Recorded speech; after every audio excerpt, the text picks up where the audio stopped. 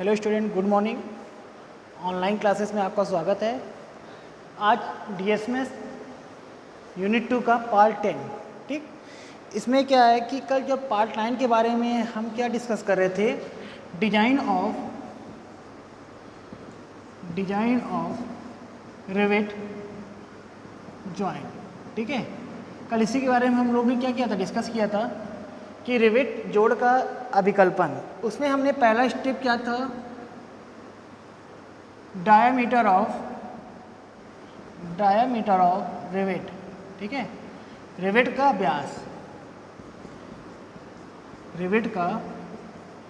व्यास, इसके लिए हमने एक सूत्र डिस्कस किया था, क्या था, 6.05 अंडर रूट टी, ये हो गया था, ठीक। इसे क्या कहते थे, आनविन का सूत्र भी कहते थे। इसे क्या कहते थे, आनविन का सूत्र भी कहते थे। सेकेंड स्टेप हमारा क्या था, ये स्टेप हमारा क्या था, फर्स्ट था। अब स्टेप 2 में हमने क्या बताया था,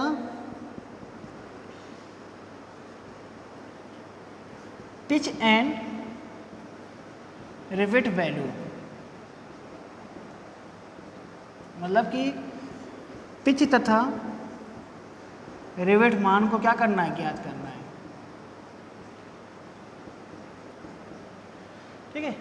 पिच के बारे में हमने डिस्कस कर लिया था, पी मिनिमम निकालना था हमें 2.5 इंटू डी, ठीक।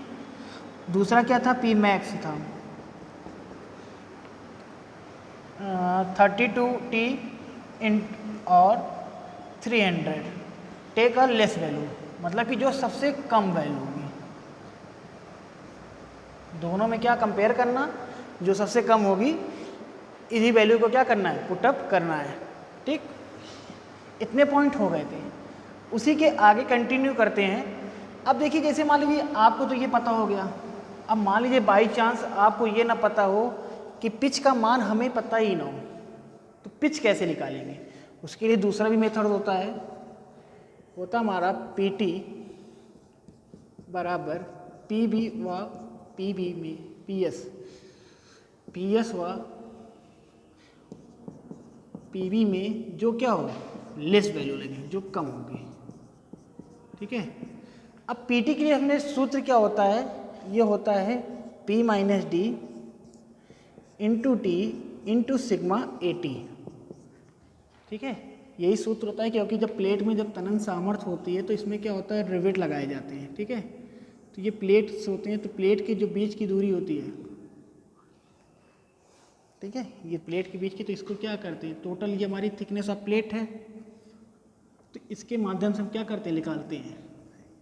ये आगे के लिए है, एक्चुअली जब ऑनलाइन ऑब्जेक्टिव के रूप में हो गया तो उतना डिस्क्राइब में हम नहीं बता सकते, लेकिन इसी के सूत्र के द्वारा निकाला जाता है। तो P minus D into T into sigma A T होता है, और PS बराबर होता है हमारा,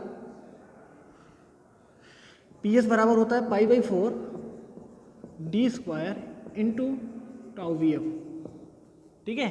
एक ये सूत्र होता है, और PB बराबर होता है हमारा D into T into sigma PF। इन दोनों की वैल्यू को क्या करेंगे, निकाल लेंगे। निकालने के बाद दोनों में कंपेयर करेंगे कि PS बराबर हमारा क्या होता है, π/4 into D square into tau V F, ठीक है। और दूसरा हमारा क्या होता है, PB बराबर D into T into sigma PF, ठीक। अब दोनों की वैल्यू क्या क्या निकालेंगे, कंपेयर करेंगे। यहाँ से निकालेंगे PS, ये हमारा क्या कहलाता है, कर्तन सामर्थ्य। ये हमारा क्या कहलाता है, कर्तन सामर्थ्य। इसे क्या कहते हैं, शियर स्ट्रेंथ, ठीक है। और ये हमारा क्या कहलाता है, बियरिंग स्ट्रेंथ।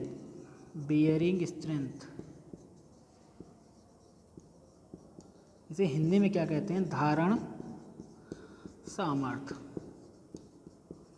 ठीक है। और इसे क्या कहते हैं, तनन सामर्थ्य, टेंसाइल स्ट्रेंथ, ठीक है। यही तीन स्ट्रेंथ थी। इन्हीं तीन के कारण हमारा क्या होता था, रिवेट फेल होता था, तनन के कारण, शियर के कारण और धारण के कारण। इन्हीं के बेसिस से हमने क्या किया था, एक सूत्र को डिस्क्राइब किया जाता है, जो IS कोड के द्वारा डिसाइड किया जाता है। हो, अगर होगा मैं आपको इसको डिस्क्राइब भी बता दूंगा, लेकिन अभी एक्चुअली सिलेबस को भी ध्यान में रखते हुए पढ़ाई करना है, तो इसलिए आप बस सूत्र के बारे में जानिए क्या होता है pi by 4 into D square tau V F. Tau V F हमारा क्या कहलाता है, किसकी बात हो रही है यहाँ पे, कर्तन की बात हो रही है, तो ये कौन सा प्रतिबल होगा हमारा, कर्तन प्रतिबल, ठीक है। और दूसरा हमारा क्या है, बीयरिंग स्ट्रेंथ, ठीक है। अब यहाँ पे सिग्मा पी एफ लिखा है, तो सिग्मा पी एफ हमारा क्या कहलाता है, कर धारण प्रतिबल। और यहाँ पे देखिए सिग्मा ए टी लिखा है, तो सिग्मा ए टी हमारा क्या कहलाएगा, तनन की बात हो रही है तो तनन प्रतिबल कहलाएगा, जिसकी सामर्थ्य उसका प्रतिबल, ठीक। इसकी वैल्यू क्या होती है, सिग्मा ए टी का जो मान होता है, जो सिग्मा ए टी का मान होता है हमारा, जो सिग्मा ए टी का मान होता है वो हमारा, तो देखिए कि सिग्मा ए टी का मान जो होता है वो हमारा निर्धारित होता है, सिग्मा ए टी का जो वैल्यू होती है वो हमारी होती है 150 न्यूटन पर mm स्क्वायर। अगर आपको न्यूमेरिकल में ये वैल्यू नहीं दिया है तो आप इस न्यूमेरिकल में इस वैल्यू को क्या कर सकते हैं, पुट कर सकते हैं, ठीक है। दूसरा हमारा क्या है, टाउ वी एफ है, तो टाउ वी एफ का जो मान होता है वो 90 रखा जाता है, 90 न्यूटन पर mm स्क्वायर। कहीं कहीं पे इसकी वैल्यू 100 भी लिखी रहती है, ठीक है। तो दोनों की वैल्यू सही होती है, आप दोनों में कोई भी आपको जो सुटेबल लगे उसको आप पुट लेकर टेक कर माने लेकर न्यूमेरिकल को क्या कर सकते हैं, सॉल्व कर सकते हैं। देन हमारा क्या है, sigma P F. Sigma P F की वैल्यू कहीं कहीं 290 लिखी रहती है या 270 होती है, ठीक है, या तो 300 होती है। आपको जो सुटेबल लगे आप उसकी वैल्यू को क्या कर सकते हैं, टेक करके न्यूमेरिकल को क्या कर सकते हैं, सॉल्व कर सकते हैं। ये हमारी क्या होती है, स्टैंडर्ड मान होते हैं, ठीक है, इसमें कोई भी चेंजेस नहीं होता। जब आप डिज़ाइन करेंगे तो आपको इसीलिए कहा जाता है कि जब न्यूमेरिकल में डिज़ाइन की जाती है तो वैल्यू किसी का अलग आएगा, किसी का कुछ और वैल्यू आएगा। क्यों आएगा, क्योंकि कोई 270 ले लेगा, कोई 290 ले लेगा, कोई 300 ले लेगा, तो इसलिए क्या होता है कि वैल्यू का कोई वैल्यूएशन में कोई निर्धारित नहीं होता। 10-5 का अंतर को क्या कर दिया जाता है, माइनर में लेकर न्यूमेरिकल को सॉल्व किया जाता है, ठीक। अब आते हैं, ये समझ में आएगा, ठीक। इतने कंपेयर, दोनों में कंपेयर करने के बाद हम क्या कर लेंगे,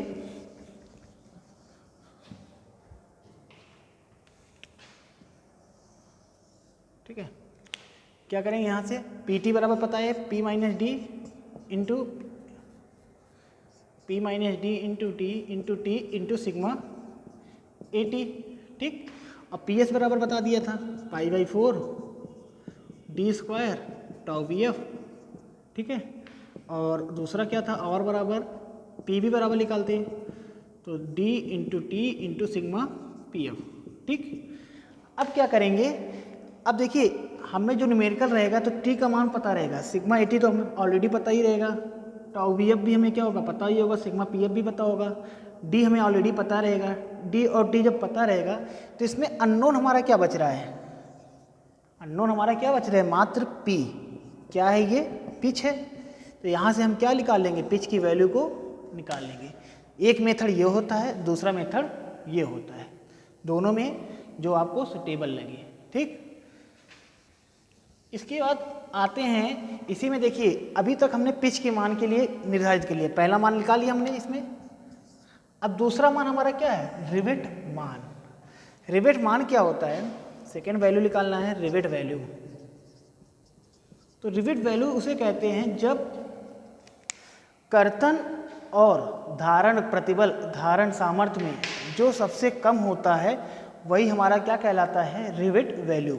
सीधी इसकी एक डिफिनीशन होती है कि कर्तन सामर्थ्य तथा धारण सामर्थ्य में जो सबसे कम होगा वो हमारा क्या कहलाएगा, रिवेट वैल्यू। इसको रिप्रेजेंट करते हैं आर से, तो क्या होता है, पी एस व पी बी में जो कम होता है वो हमारा क्या कहलाता है, रिवेट वैल्यू। इसको डिनोट किससे करते हैं, आर बराबर, और यहाँ से क्या निकाल लेंगे, पी एस व पी बी में जो क्या हो, जो कम हो, ठीक। ये हमारा रिवेट वैल्यू हो गया, ठीक। इसके बाद थर्ड स्टेप हमारा क्या होगा, स्टेप 3। स्टेप 3 हमारा क्या होगा, जोड़ों की सामर्थ्य, स्ट्रेंथ ऑफ जॉइंट, जोड़ की सामर्थ्य। ठीक है, अब जोड़ की कितनी सामर्थ्य होती है? 3 सामर्थ्य बताई गई है, टेंसाइल, ठीक है, बियरिंग और शियरिंग।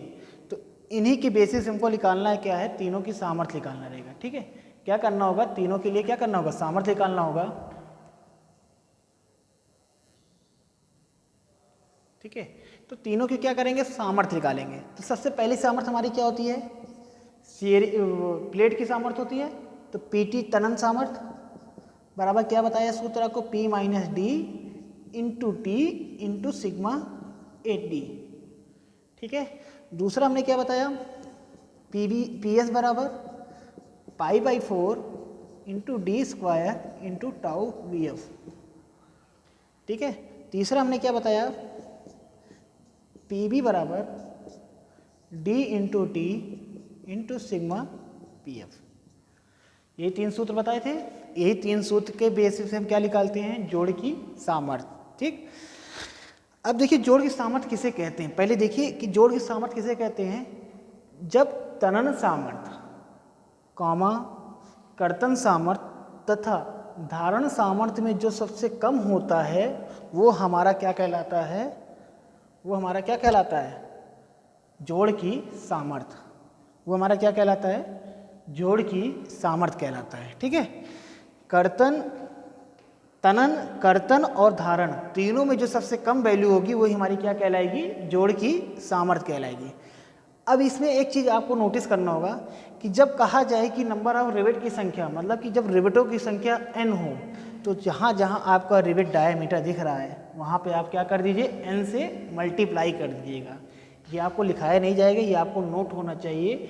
जैसे जैसे रिवेट की संख्या बढ़ेगी, मान लीजिए अभी तो पता है आपको, ठीक है, एक रिवेट के बाद ये किसके लिए निकालें, एक रिवेट के लिए निकालें, लेकिन अगर उसी प्लेट पे 5 रिवेट लगे तो क्या करेंगे, 5 से मल्टीप्लाई करते हैं ना। उसी अकॉर्डिंग जब नंबर ऑफ रिवेट की संख्या क्या हो, n हो, तो जहाँ रिवेट दिख रहे हैं वहाँ पे क्या कर दीजिए, n से मल्टीप्लाई कर दीजिए। ठीक है, वहाँ पे क्या कर दीजिए, n से मल्टीप्लाई करिए। देखिए यहाँ पे डायमीटर दिख रहा है n, यहाँ पे भी दिख रहा है n और यहाँ पे भी दिख रहा है, तो यहाँ से n, ये 3 चीज़ को क्या कर देंगे, मल्टीप्लाई कर देंगे। और निकालने के बाद जो सबसे कम होगा, जो कम होगा वही हमारा क्या कहलाएगा, जोड़ की सामर्थ्य। तो जोड़ की सामर्थ्य बराबर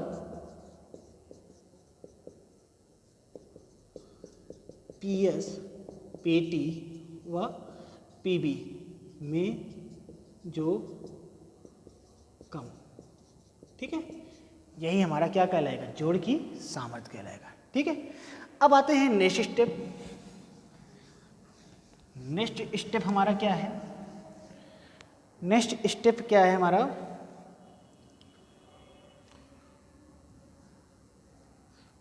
स्टेप 4।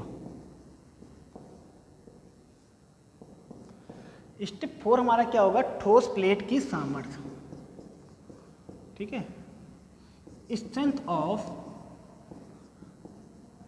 Solid plate. ठीक है, ठोस प्लेट की सामर्थ्य, ठोस प्लेट की सामर्थ्य। ठीक है, तो ठोस प्लेट की सामर्थ्य होती है कैपिटल P।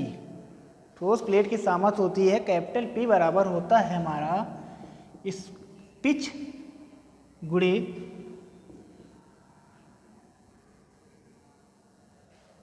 D। क्या होता है, पिच गुणे D, पिच गुणे D इंटू, तो क्या होता है, पिच गुणे D, पिच गुणे T thickness of plate into sigma 80। ये हमारा ठोस प्लेट की सामर्थ्य होती है। ठीक, इसके बाद लास्ट स्टेप जो हमारा होता है स्टेप 5, वो होता है इफिशियंसी, दक्षता।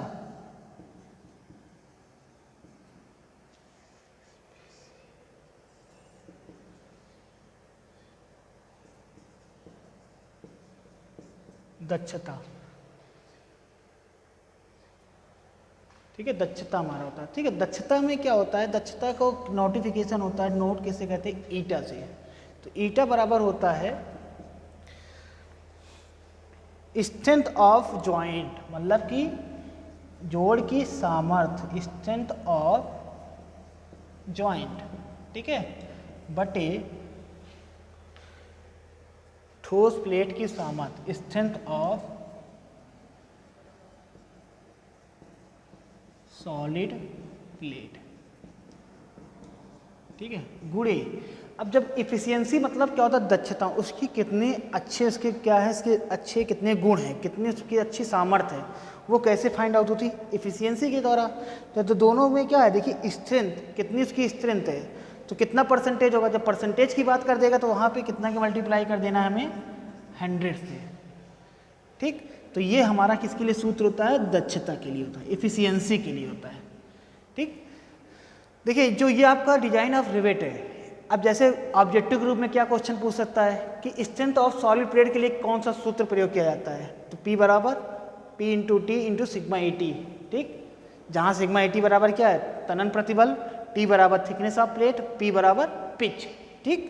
इसको ध्यान दिए रहिएगा, P बराबर क्या होता है, पिच है यहाँ पर, ठीक, और T बराबर क्या है, थिकनेस ऑफ प्लेट, ठीक है, और सिग्मा ए टी बराबर क्या है, टेंसाइल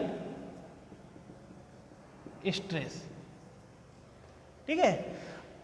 एक क्वेश्चन यहाँ से बनेगा, एक क्वेश्चन ये पूछ लेगा कि इफिशियंसी का सूत्र क्या होता है, ये भी पूछ सकता है, ठीक, या पूछ सकता है कि तनन सामर्थ्य के लिए कौन सा सूत्र होता है, कर्तन सामर्थ्य के लिए कौन सा सूत्र होता है, पीबी माने धारण सामर्थ्य के लिए कौन सा सूत्र होता है, ठीक, ये क्वेश्चन पूछ सकता है। या पूछ सकता है कि रिवेट वैल्यू क्या होती है, तो रिवेट वैल्यू आपको बताया गया पीएस व पीबी में जो क्या होता है, कम होता है, वो हमारा क्या कहलाता है, रिवेट वैल्यू कहलाता है। या पूछ सकता है कि जोड़ की सामर्थ्य क्या कहलाता है, तो जोड़ की सामर्थ्य क्या कहलाता है, पीटी, पीएस और पीबी में जो क्या होता है, सबसे कम होता है, वो हमारे क्या कहलाता है, जोड़ की सामर्थ्य।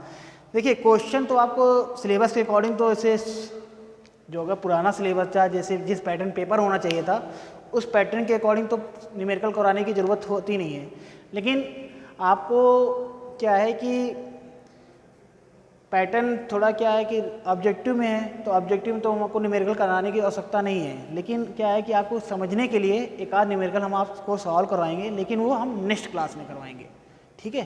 Thank you class.